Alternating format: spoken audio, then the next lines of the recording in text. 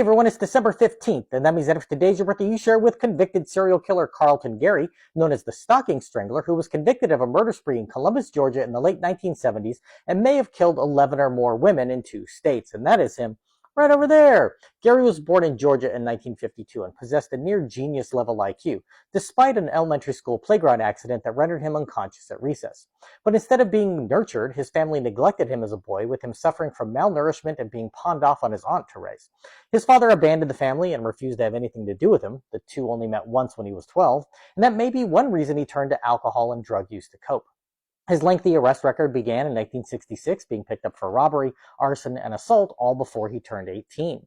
Gary got married and fathered 2 children, and at the age of 18, he left Georgia for Albany, New York, where he hoped to find work as a singer. Ah yes, the hotspot where all great singing careers are launched, Albany, New York. Just after he arrived upstate, a series of rape murders of elderly women occurred. It began when a 62-year-old and 86-year-old were strangled with pillowcases 2 months apart. Gary's fingerprints were found at the scene, and he was arrested after he assaulted a 3rd woman and admitted to having been present, but claimed that his robbery accomplice was the real killer. That man was convicted and sentenced for murder on Gary's testimony, a conviction that years later would be overturned. Gary was put behind bars for his part in the crime and was paroled in 1975 when he moved to Syracuse. 2 women there were attacked just days apart, with one surviving. He was never charged with those crimes, but was sent back to prison after he took part in a botched robbery. In 1977, he escaped and headed back to Georgia, where elderly women began to turn up dead in similar circumstances to the victims in New York. They were all raped, beaten, and killed, being left with a nylon stocking knotted around their neck. 5 women between the ages of 60 and 89 were killed in a 6-week span. 4 months later, a 6th woman was attacked but managed to survive the assault, pressing the button on a bedside alarm. The assailant fled and killed another woman just 2 blocks away. The police knew their suspect's profile, and racial tensions were high in the community, with all the victims older white women. 2 more victims turned up, with police distracted by letters from a man claiming to be the chairman of the forces of evil, who threatened to kill black women in retaliation for the murders of the community. That man, William Hance, killed 3 women before he was apprehended, and you can learn more about him in my video on November 10th.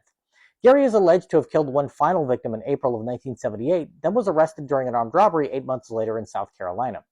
Sentenced to 21 years in prison for robbery, prosecutors worked on building the murder case, but he escaped from prison in 1983. He returned to Albany, where he was arrested a year later and charged with 3 murders.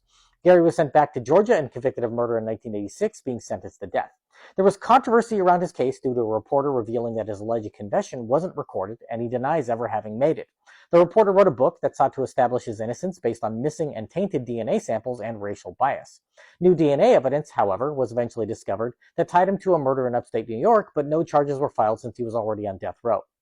Gary was executed in Georgia in 2018, with most believing that he killed 11 women during his crime sprees.